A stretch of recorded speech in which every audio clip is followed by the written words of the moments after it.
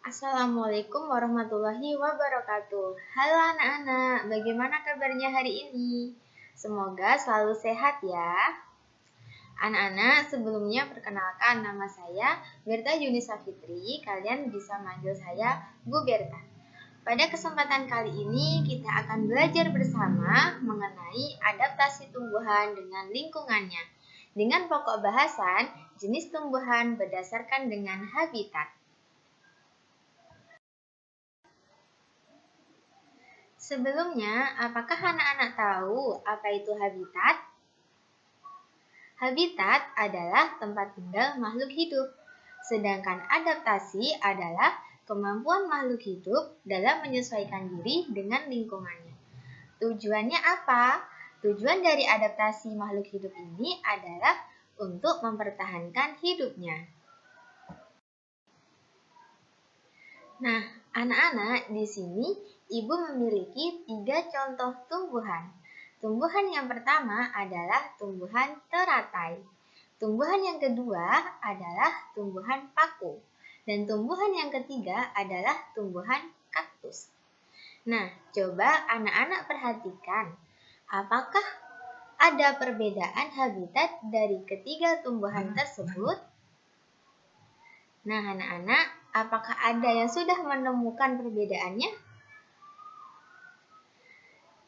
Apabila dilihat dari secara langsung, jelas terlihat bahwasanya ketiga jenis tumbuhan tersebut memiliki habitat yang berbeda.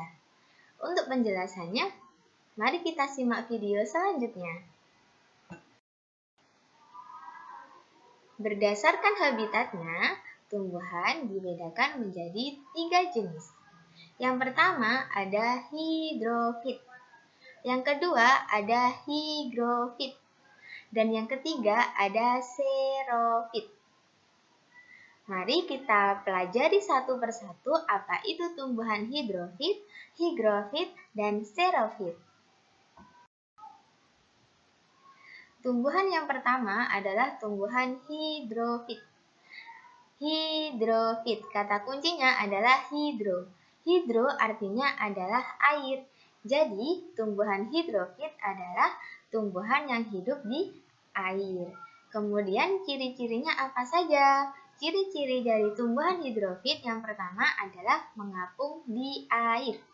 Kemudian, daunnya itu lebar dan tipis. Tujuannya adalah mempercepat penguapan.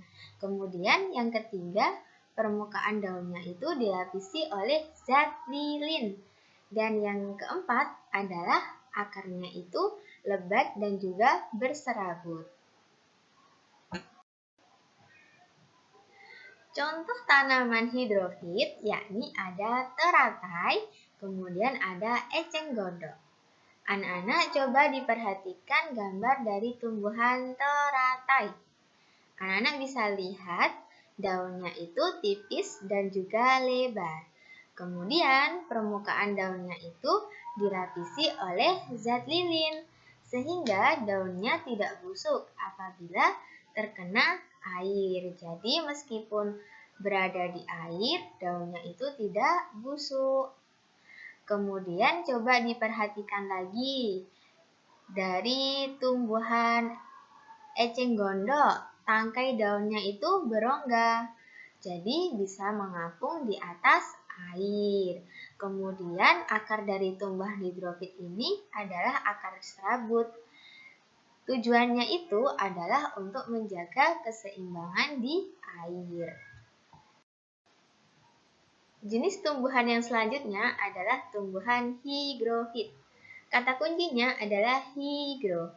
Higro artinya adalah lembab. Jadi, tumbuhan higrofit adalah tumbuhan yang hidup di daerah lembab. Ciri-ciri tumbuhannya apa saja? Yang pertama, memiliki daun yang lebar dan tipis.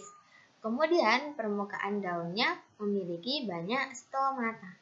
Stomata adalah mulut daun. Tujuannya adalah untuk mempercepat penguapan air. Dan yang ketiga adalah memiliki akar yang lemah. Kemudian contoh dari tumbuhan higrofit ini ada apa saja? yakni ada lumut, tumbuhan paku, kemudian keladi. Jenis tumbuhan yang selanjutnya adalah tumbuhan xerofit. Xerofit, kata kuncinya adalah xero, artinya kering.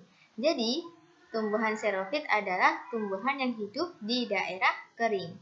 Kemudian, ciri-ciri tumbuhannya apa saja? Ciri-ciri tumbuhannya yang pertama adalah permukaan daun dilapisi oleh lilin untuk mengurangi penguapan. Kemudian, memiliki daun berbentuk duri. Yang ketiga adalah akarnya itu tebal untuk menyerap air. Jadi, tumbuhan xerofit ini hidup di gurun atau daerah yang kering. Jadi, ketika musim hujan, maka tumbuhan tersebut akan menyerap air hujan sebanyaknya untuk sebagai cadangan air. Kemudian, ciri yang terakhir adalah batang yang tebal untuk menyimpan cadangan air.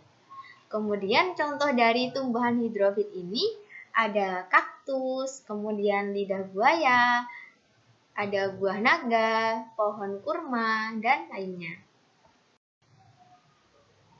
Selanjutnya anak-anak, mari kita mencoba. Termasuk jenis tumbuhan apakah ini? Tumbuhan yang pertama adalah tumbuhan buah naga. Kemudian tumbuhan yang kedua ada kangkung. Dan tumbuhan yang ketiga ada keladi. Nah, coba anak-anak kategorikan termasuk jenis tumbuhan apakah ini? Anak-anak bisa berlatih bersama dengan orang tua di rumah. Sekian pembahasan materi kita kali ini. Mohon maaf apabila ada kekurangan ataupun kesalahan. Terima kasih. Wassalamualaikum warahmatullahi wabarakatuh.